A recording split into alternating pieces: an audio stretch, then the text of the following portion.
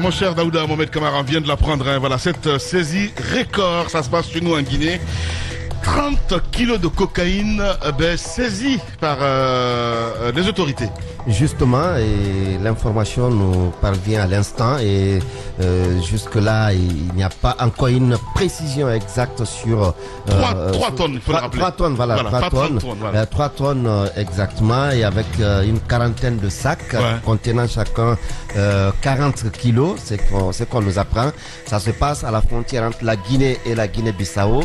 Cette fois, si la dernière fois nous parlions du Sénégal, l'exploit des services de sécurité du Sénégal, cette fois-ci il faut parler de l'exploit des services de sécurité du côté guinéen qui ont fait cette saisie, et les démarches sont en cours. Les autorités, la hiérarchie est déjà informée. On voit même les images à l'instant à la télé.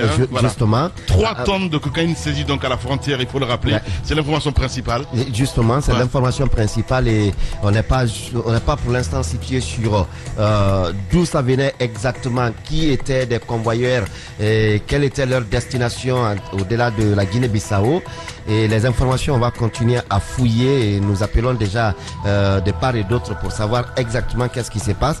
Mais comme pour dire qu'il y a quand même à s'inquiéter. Oui, il y a évidemment. À s'inquiéter parce que, non, mais forcément. il y a à s'inquiéter parce que si ça c'était amoindri à un moment donné, et aujourd'hui ça prend une nouvelle ampleur, et cela juste après le Sénégal. On parle de la Guinée entre autres. Qu'est-ce qui se passe en réalité, et est-ce qu'on est en train de revenir encore avec l'ancien système, avec l'atterrissage nocturne des avions affrétés à cet effet pour cela? La Guinée redevient-il rien d'étonnant quand même, hein, parce que quand on parle quand même de la Guinée-Bissau, malheureusement on peut se dire que c'est du déjà vu. C'est du déjà vu, en termes de CNDD quand même, il faut le rappeler. Oui, mais la Guinée aussi, c'est du déjà vu.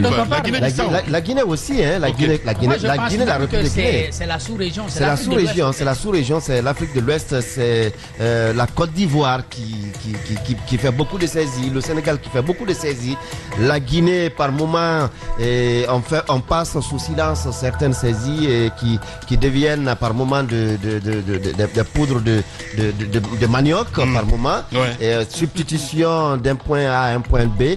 Mais aujourd'hui, je crois qu'il y a à s'inquiéter. Il faut bien s'inquiéter de ce qui se passe aujourd'hui. Tu as une fois assisté à l'incinération de la coque. On voit à la télé, hein, voilà.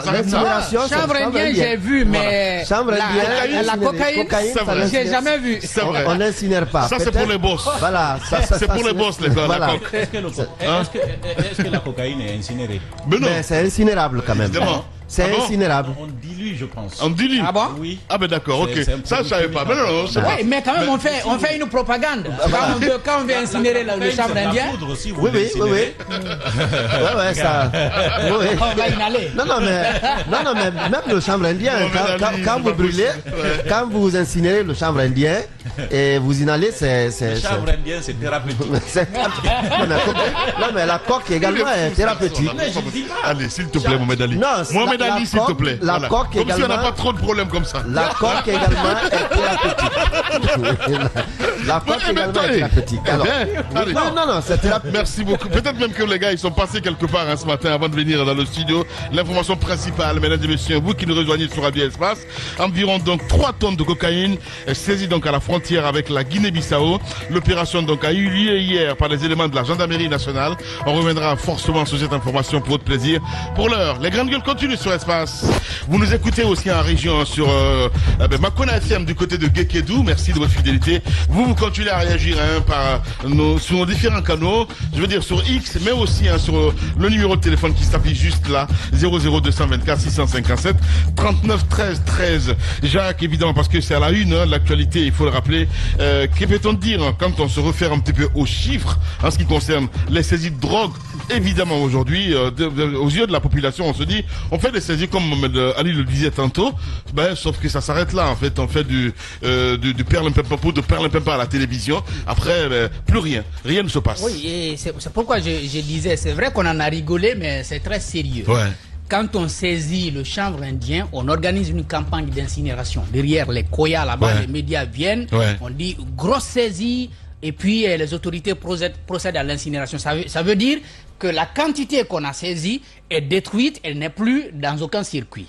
Que ce soit ici à Conakry ou à l'intérieur du pays, on assiste à ça. Pour la cocaïne, que ce soit la grosse saisie qui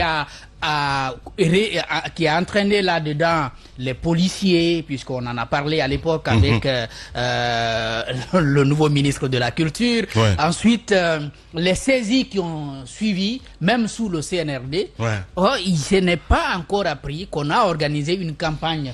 Tu dis c'est dilué, une campagne de dissolution. Oui, c'est ça, de dissolution. De dissolution de la coque ou une campagne d'incinération. Je n'ai pas encore assisté à ça. Ça veut dire que, au fond, premier élément, je crois que nous n'avons jamais cessé d'être une plaque tournante. C'est vrai. C'est-à-dire, depuis Comté jusque maintenant, nous avons toujours été une plaque tournante. Il y a eu des tentatives, mais on n'est jamais allé au bout de la lutte. Deuxième élément, si on n'a aucune lisibilité sur le traitement qu'on fait des quantités qui sont saisies, évidemment... Parce que souvent c'est détourné, hein, mon cher. Parce que rien ne justifie que les quantités qu'on saisit là soient après détruites. Et si ces quantités-là ne sont pas détruites, évidemment, le phénomène, c'est comme si, je n'affirme rien d'emblée, mais c'est comme si on saisit, il y a la campagne médiatique derrière, après on se rappelle... Les personnes qui sont suspectées reprennent leurs marchandises, moyennant peut-être quelque chose, et puis... sous forme d'arrangement, évidemment. Mais ce que je ne peux pas comprendre. Ce que tu dis, ça a un sens, parce que souvent, ça se passe comme ça aussi. La cocaïne est trop lourde pour être... Non, Daoud Ahmed. J'ai dit, elle est trop lourde pour être... Ce qu'il dit, Jacques Lewa, souvent, ça se passe comme ça. C'est-à-dire que on essaie de montrer à la presse, aux yeux du monde entier, aux Américains, aux Européens, comme quoi, évidemment, on est en train de lutter, mais à la fin, on se partage. Parce que je ne peux pas comprendre qu'après autant de saisies, que ça continue de circuler. Justement. Parce que moi, le fait de saisir là, et puis dire, bon, peut-être les agents, ils sont très forts, ils deviennent très efficaces. Non, c'est pas cela. Si on ne parvient pas, après plusieurs saisies, à lutter contre un phénomène, c'est qu'au fond, on n'est pas en train de lutter contre le phénomène. Évidemment. Voilà. Parce que si, c'est que du maquillage à la fin du compte. Parce que souvent, la complicité, c'est au haut niveau même, mon cher ami. Dites ça comme si ça se passe en Guinée simplement. Mais non, c'est pas comme ça en Guinée. C'est un élément, de ce que j'ai remarqué, c'est un élément géopolitique assez important. En fait, c'est même un élément de diplomatie, j'ai envie de dire. N'oubliez pas qu'il y a des pays dont la ressource minière, donc la ressource naturelle du pays se trouve être des plantations de coke, la mine. N'oubliez pas, ces pays-là existent. Jamais je n'ai entendu aux États-Unis qu'on a, malgré les drogues, parce que c'est là-bas où ça parle le plus souvent, on n'incinère rien. Là-bas. Les grandes gueules. On ne dit même pas la presse à quoi, rien, on ne dit même pas qu'on a saisi, etc. Il y a des brigades de stop, effectivement, qui s'occupent il y a des services qui s'occupent de prendre tout ça. Mais après, ça devient un moyen de même soutenir l'État, j'ai envie de dire, dans d'autres pays. Parce que c'est de l'argent, et c'est beaucoup d'argent. Donc, moi, je suis pas étonné qu'on en saisisse et qu'on ne nous invite pas à l'incinérer ou à diluer, peu importe. Mais ce qu'il faut dénoncer, à mon avis, c'est le fait que ça remplisse les poches des uns et des autres individuellement. Ce que je suis en train de dire, c'est que dans notre pays, j'ai posé la question tout à l'heure, à savoir, est-ce que soudainement nos services de sécurité sont devenus très efficaces pour effectuer une saisie record? Donc, pour toi, c'est une campagne quelque part. Lamine, quand on dit en Guinée, hier par exemple, on a dit au Sénégal ici, ils ont saisi moins que ce qui a été saisi par la Guinée aujourd'hui. On a passé l'info parce que c'était énorme, c'était pas 1 kilo ou 2 kilos. Et puis on a félicité les services de sécurité du Sénégal. C'est la même chose qui arrive à la Guinée.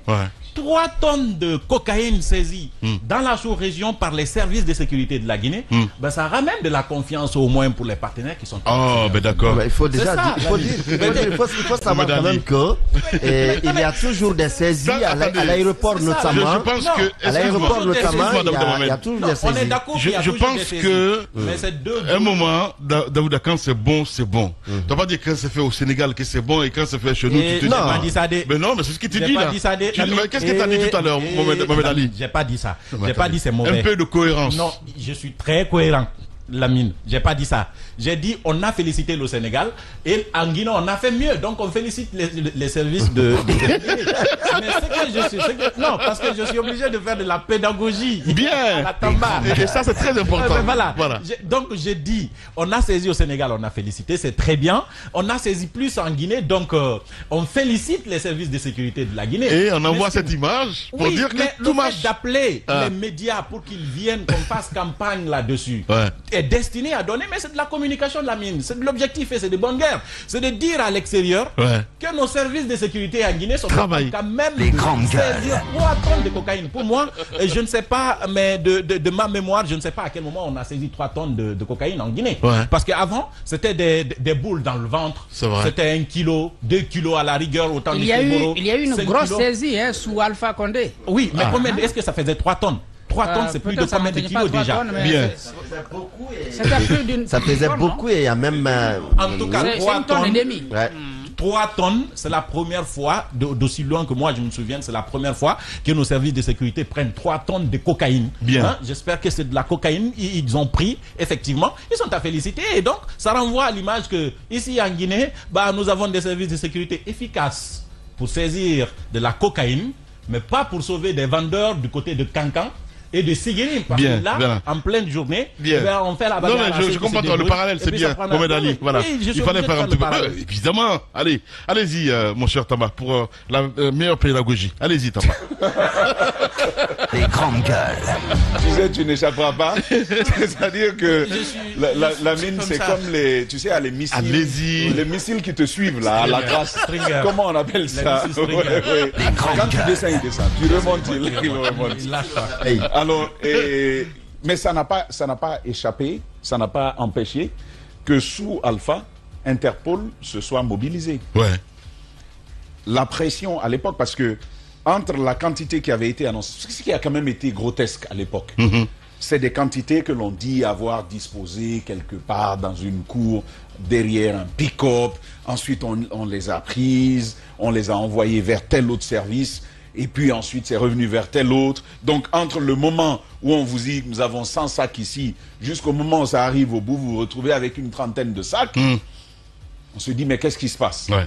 Et c'était en 2021, cette saisie record qui a mobilisé Interpol au niveau international.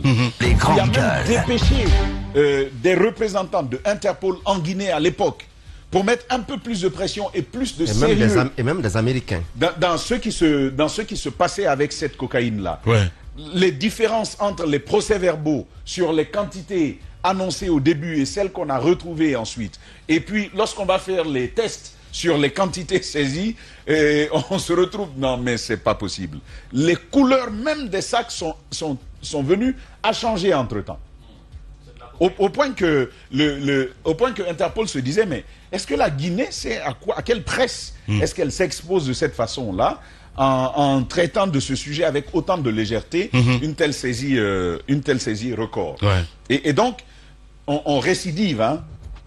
Il ne faut pas vous étonner. Quand on saisit une quantité aujourd'hui, que demain on la saisisse, en fait, c'est là où le partage n'a pas marché. C'est là où le partage n'a pas marché qu'il y a un qui s'est énervé. Et qui a balancé la chose, c'est tout. Mais je vais vous dire, quand on vous saisit 3 tonnes de cocaïne, c'est qu'il y a 10 tonnes qui sont passées. Forcément. C'est qu'il y en a d'autres qui passent. Ça devient donc un espace où ça circule librement. C'est quand on ne s'accorde pas sur le partage, sur la manne à retirer à l'intérieur, que finalement on se rend compte qu'il y a quelque chose. C'est vrai, il y a des signalements souvent, mais les signalements partent d'où? C'est des gens qui savent se cacher, mais bien sûr. Ils savent se dissimuler, ils ont des complices à l'intérieur des services de sécurité, des services de défense, et c'est pas pour rien qu'on écume les mers, c'est pas pour rien que parfois même le territoire continental est exploité. Vous vous souvenez de ces avions dont on a parlé par les années passées, qui venaient chez nous avec de grandes quantités de drogue et qui repartaient.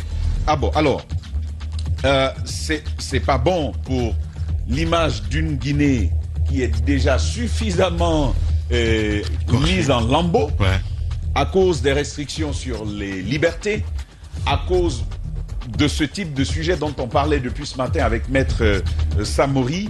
On piétine sur les libertés des gens, on s'en fout complètement. On fait ce qu'on a à faire et pendant ce temps, ça s'enrichit allègrement. Ça s'enrichit allègrement. Et donc, vous allez voir, Lamine, que pour clore sur ce sujet-là, ce que je souhaitais quand même le dire, aujourd'hui, on a un choix. On a un choix à faire avec la CRIEF. On a un choix. Où on reconnaît qu'on n'a pas les capacités techniques nationales pour traquer le crime financier.